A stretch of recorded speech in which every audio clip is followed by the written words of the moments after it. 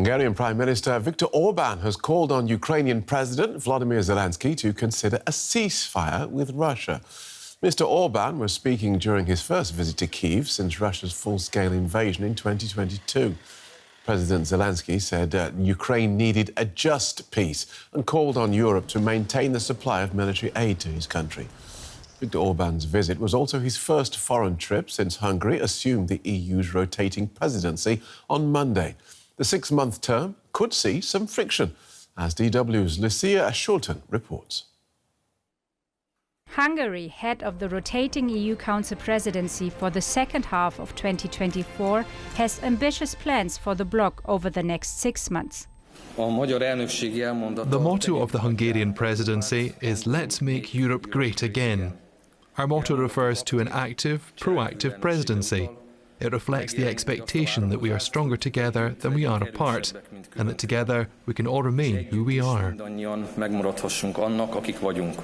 Budapest is now in charge of chairing the Council meetings and bringing forward European Union policies by brokering agreement among the EU states. It wants to focus on areas such as competitiveness, enlargement and efficient border controls. But Hungary's relationship with the 27-country bloc has been tense over the past few years. The EU's executive arm, the European Commission, is currently holding back some 19 billion euros in payments due to Budapest over rule of law concerns. The country, which is considered by some to be one of Russia's closest allies in the EU, is blocking billions of euros in military aid to Ukraine and is critical of plans for Kyiv's future EU membership. For the next half a year, though, the Hungarian administration insists it will work faithfully. As the presidency, we will be honest brokers who will cooperate loyally with all member states and institutions. At the same time, Hungary, in our view, pursues a strong European policy and represents a clear European alternative. Political analyst Susanna Weg thinks that at a bureaucratic level, this will be the case. But there is also the political level. And we have seen that Hungary, the Hungarian government on that level, has not displayed a very constructive behavior over the past years.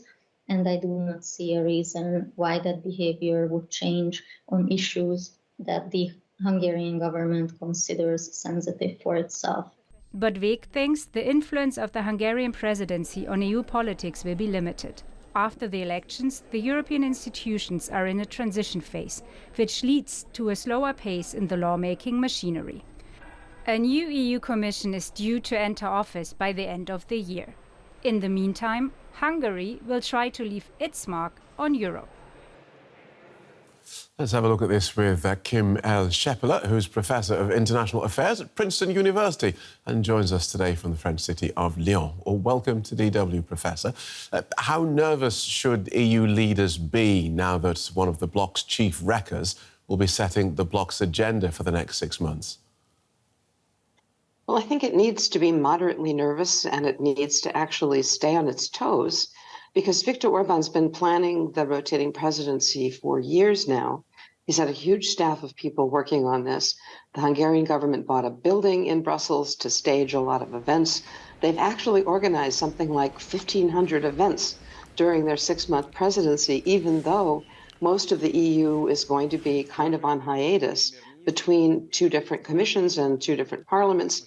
So I think what's going to happen is that the Hungarians are going to try as hard as they can to set an agenda, to change the tone, and, as your clip said, to present an alternative, which is not a Europe unified around a set of common values, but a Europe organized around a set of separate sovereignties. And that the EU will have to grapple with. And so, how much damage can he actually do, though? Because, as I understand it, the role of the presidency is essentially an administrative one. He'll still, if he has a particular Hungarian agenda, still have to gather consensus from his 26 partners. Well, it's true. The Hungarians will set the agendas for all of these meetings. And one of the things we've seen from Viktor Orban is that when he wants something from the EU, he uses whatever power or blocking veto he has to try to leverage what he needs from the EU. And your clip mentioned that the EU is right now withholding billions of euros from Hungary for various kinds of rule of law violations. The European Court of Justice just fined Hungary 200 million euro with a 1 million euro fine a day accruing while Orban has not honored EU asylum law. And on top of that, Orban is the subject of an Article 7.1 procedure in the council. And here's the awkward thing. Is he going to chair the meeting at which his own country is going to be up for examination? It's awkward, and it may be that Orban doesn't have a decisive vote, but he will change the tone, he will try to change the agenda, and he will try to bargain for whatever he can get from the EU.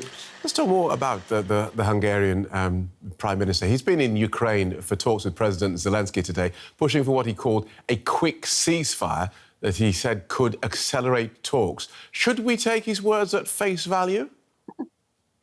Well, this is a line that has gone down very well with his supporters at home, that, we need a ceasefire, we need to stop the killing. Orban has claimed to be the pro-peace candidate in Europe.